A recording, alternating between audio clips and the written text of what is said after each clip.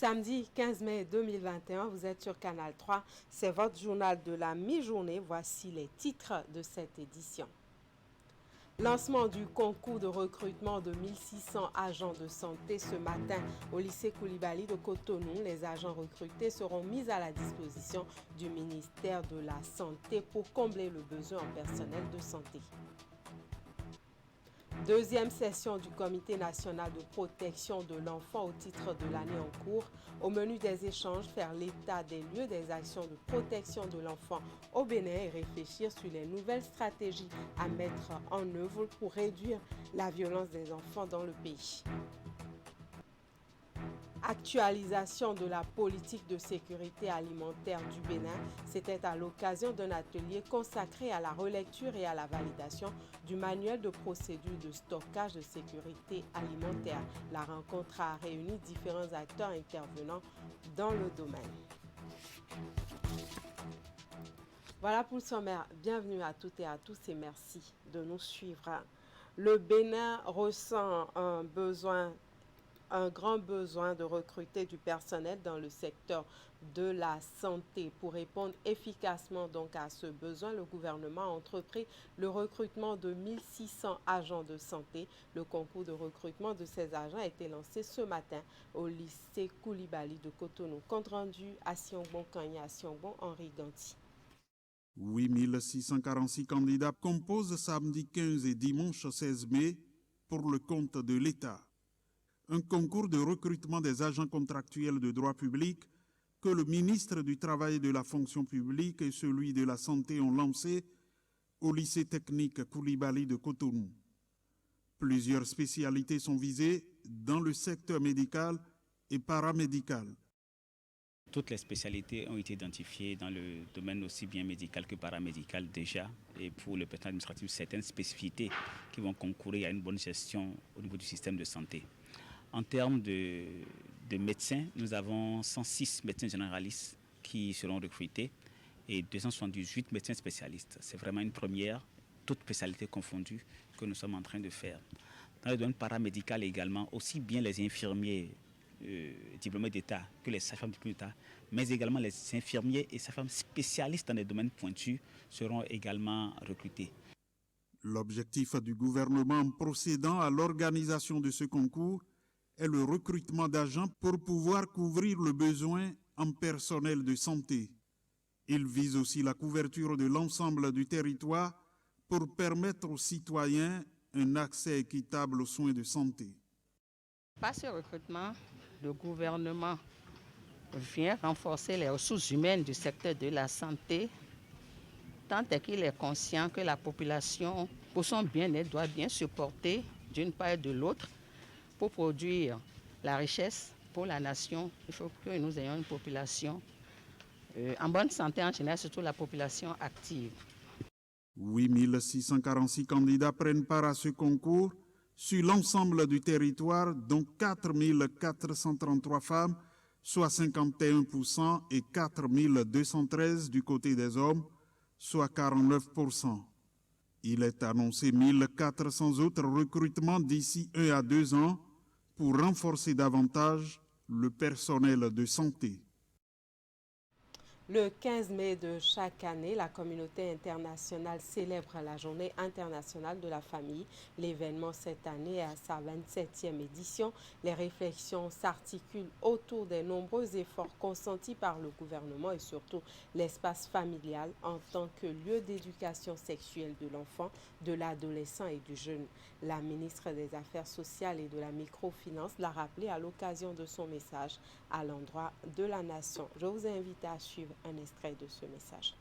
La Journée internationale de la famille est donc une tribune pour rappeler aux familles le rôle qui est le leur en tant que socle de la société et leurs responsabilités vis-à-vis de leurs enfants.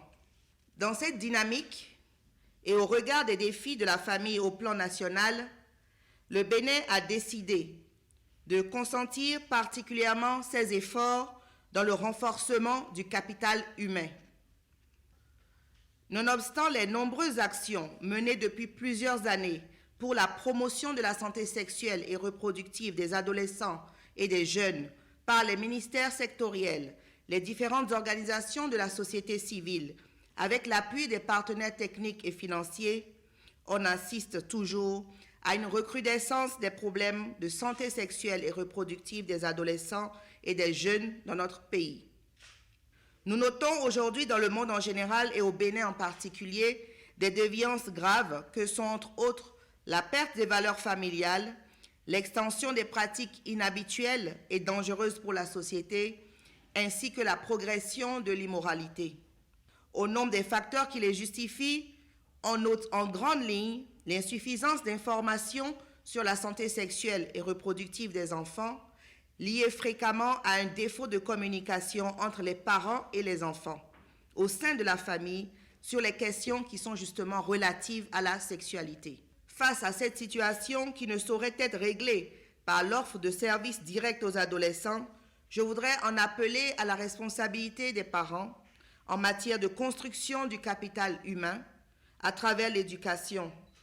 Je saisis cette occasion pour rappeler que depuis 2018, le ministère des Affaires sociales et de la microfinance a élaboré à l'attention des parents un guide de référence en matière de conduite du dialogue parents-enfants sur la santé sexuelle et reproductive.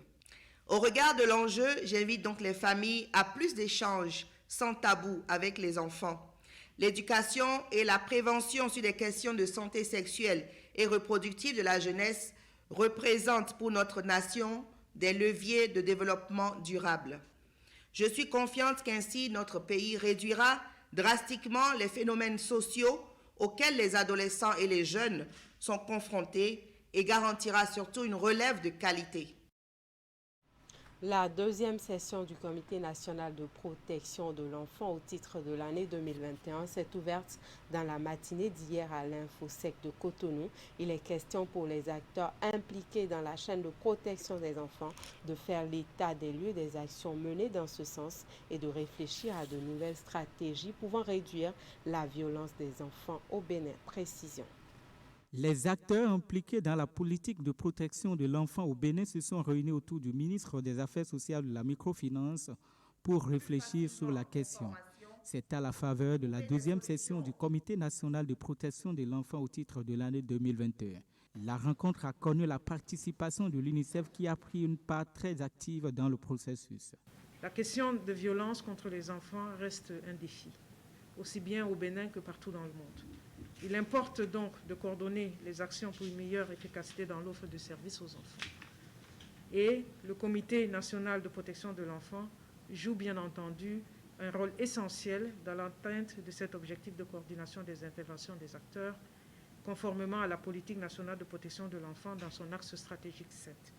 C'est le moment pour ces acteurs de faire l'état des lieux des activités de la ligne d'assistance aux enfants victimes des violences et d'abus un an après sa mise en œuvre.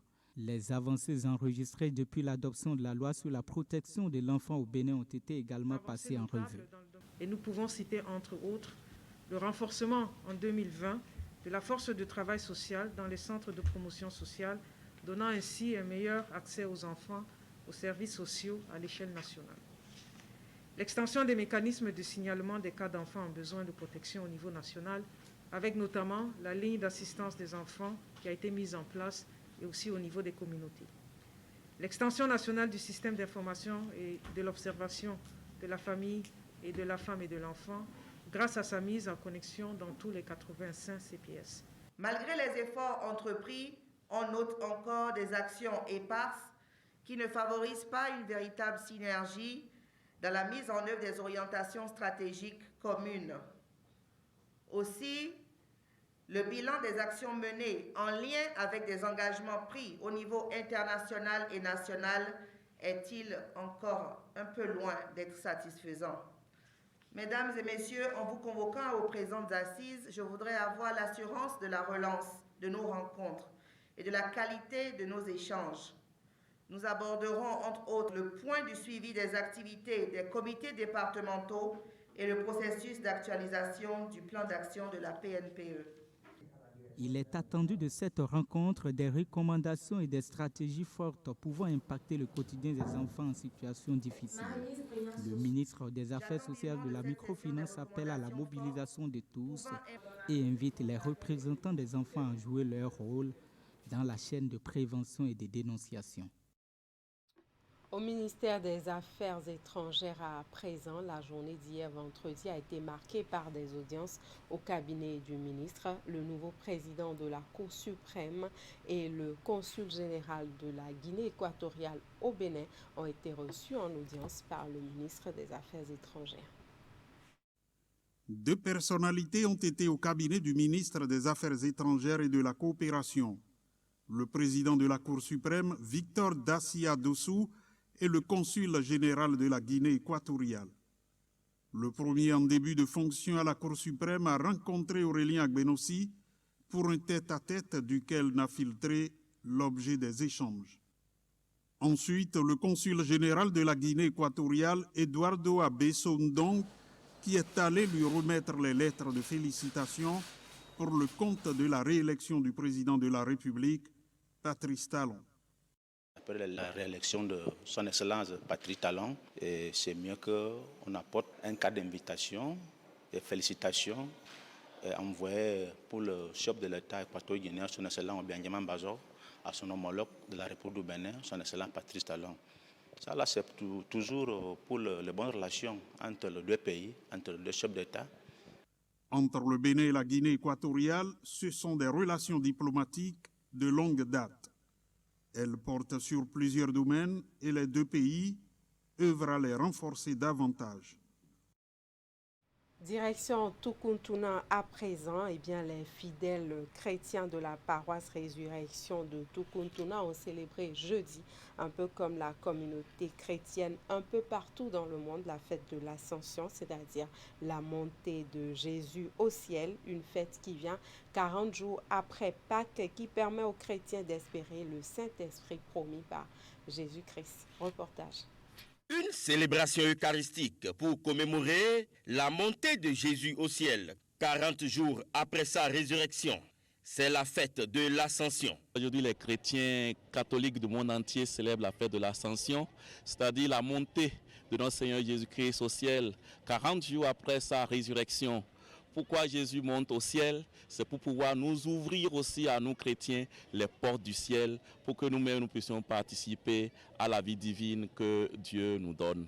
Dans le diocèse de Nati Tengu, c'est ici, à la paroisse Résurrection de Tukuntuna, que l'évêque a voulu célébrer cette solennité.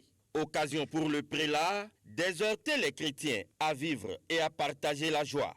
4 comportements à adopter, vous voyez, c'est ça. L'allégresse, la joie. Mais on n'a pas, le monde est déjà trop rempli de tristesse. Il faudrait qu'il y ait des porteurs de joie dans ce monde pour nous donner envie de continuer à vivre. C'est l'action de grâce.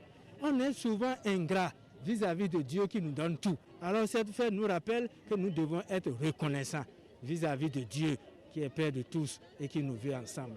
Et cette fête aussi, pour nous, le désir du ciel. La vie ne finit pas sur cette terre. Il ne s'agit pas de dire on va jouir de la vie, un point tiré. Il faut que la vie que nous menons sur cette terre nous aide à goûter de la joie de la vie ensemble au ciel. Monseigneur Antoine Sabibio voit à travers la coïncidence de cette célébration chrétienne d'avec le Ramadan un signal fort à une cohabitation interreligieuse. Oui, c'est un message fort. Et à l'église, je n'ai pas manqué de penser à nos frères et sœurs musulmans qui fêtent la fête du Ramadan aujourd'hui et de Tukuntuna. Notre communauté catholique priera pour les musulmans et de la place Idi, la communauté musulmane priera pour les catholiques et pour tout le monde. Donc c'est une fête qui nous montre que Dieu est Père de tous. Ce que nous avons à apprendre de lui, c'est l'unité, l'amour. C'est pas l'amour qui nous a créés ensemble pour que nous puissions vivre de cet amour-là et travailler ensemble. Les chrétiens, eux, croient en cette réalité et vivent dans l'espérance. L'espérance d'un chrétien, c'est que Jésus-Christ va véritablement nous envoyer le Saint-Esprit comme il l'a promis. À noter que l'Ascension célébrée ce jeudi, 10 jours avant la Pentecôte, est bien différente de l'Assomption, célébrée chaque 15 août et qui est l'élévation corps et âme de la Vierge Marie. À Cotonou, les populations qui occupent illégalement la plage sont priées de quitter les lieux et ce au plus tard. Hier, vendredi 14 mai 2021, le gouvernement prévoit sur l'espace un projet de repeuplement en cocotier.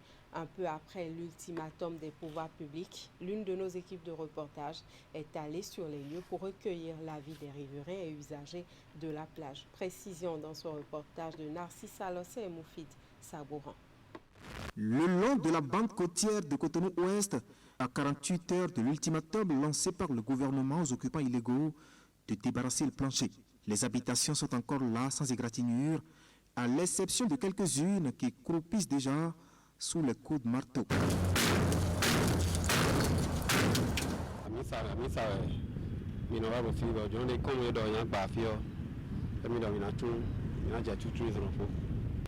Si on le fait à temps, c'est mieux que d'attendre le dernier jour. Parce que le dernier jour, c'est des engins qui viendront détruire et casser tout. Au lieu de laisser détruire là, il vaut mieux que tu arranges ta chose. Au lieu de laisser les engins lourds les détruire, là tu ne pourras plus rien récupérer. S'exécuter avant le passage des engins. Et l'exemple est donné par cet homme qui s'est installé ici depuis l'année 2009. Depuis 6 heures du matin, je suis là, je suis en train de décoiffer les choses. Et ce que je peux prendre, je vais les déplacer. Le reste, je serai là quand ils seront là pour enlever. Je vais les accompagner pour enlever. Chez moi, je suis déjà à plus de 50% de la libération de là où je suis. Je vais le faire avant le vendredi. Je vais débarrasser les lieux. Parce que je ne peux pas être contre la décision du gouvernement. Respecter la décision du gouvernement, surtout pour des gens dont l'histoire ici est invraisemblable. Cet homme, par exemple, dit avoir eu l'idée de s'installer ici lors d'une promenade à la plage. On a eu la chance de rencontrer le chef quartier du milieu pour lui dire, bon, nous aussi, on veut rester quelque part sur la plage. Il nous a accueillis, mais il a dit non, la plage, c'est pour l'État. Tous ceux qui s'installent illégalement, donc si on s'installe, le moment venu, s'il a quelque chose, on va subir. Et je crois que c'est l'heure là qui est arrivée. L'heure a donc sonné pour libérer ces domaines publics illégalement occupés. Une décision du gouvernement vieille de plusieurs années et vue par certains observateurs comme une avancée du point de vue développement du pays. Et on voit ce qui se passe ailleurs. On voit que notre plage, vraiment, elle est très insalubre, très sale.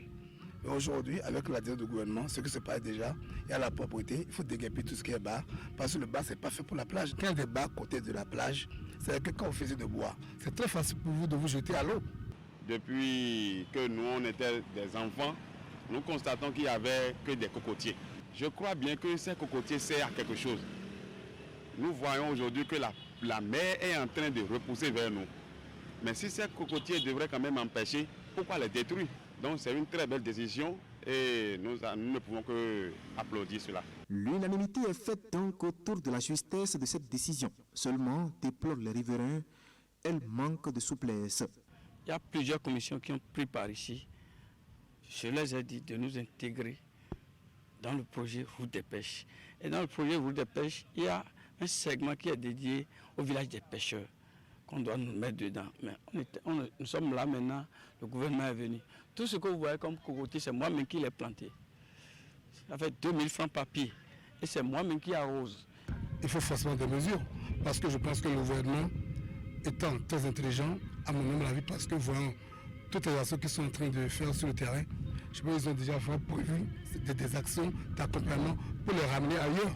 Mesure d'accompagnement ou pas, l'ultimatum est lancé. Libérer la bande côtière de Cotonou-Ouest avant le 14 mai 2021. Pas un jour de plus. Toutefois, relève le communiqué du ministre du cadre de vie, une exception est accordée aux noyaux des pêcheurs qui seront raccommodés au nord de la route des pêches dans cet aménagement foncier.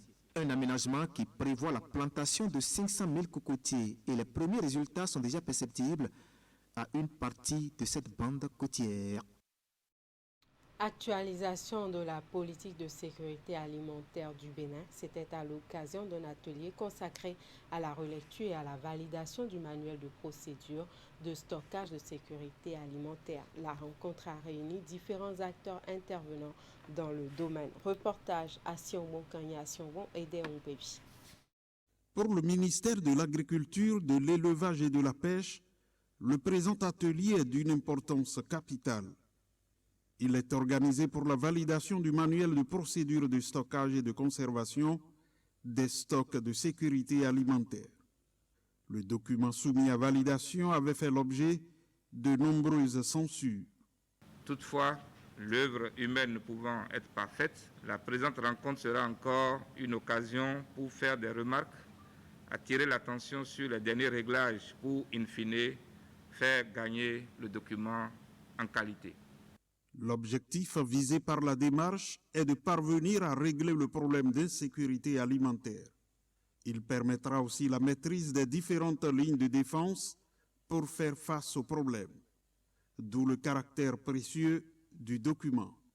Le manuel de procédure décline nos choix stratégiques fondés sur l'option retenue dans la stratégie qui reflète la position du gouvernement en matière de stockage pour la sécurité alimentaire au Bénin. Vous conviendrez avec moi que le manuel de procédure joue sans aucun doute le rôle d'interface entre le code de conduite régional et la stratégie nationale en matière de stockage pour la sécurité alimentaire. Pour atteindre l'objectif de la sécurité alimentaire, le Bénin bénéficie de l'appui de la communauté économique des États de l'Afrique de l'Ouest. Et voilà qui vient mettre un terme à ce journal. Toute l'équipe qui m'accompagne vous remercie pour l'attention et la fidélité. Passez un agréable week-end en compagnie de nos programmes sur Canal 3 Bénin.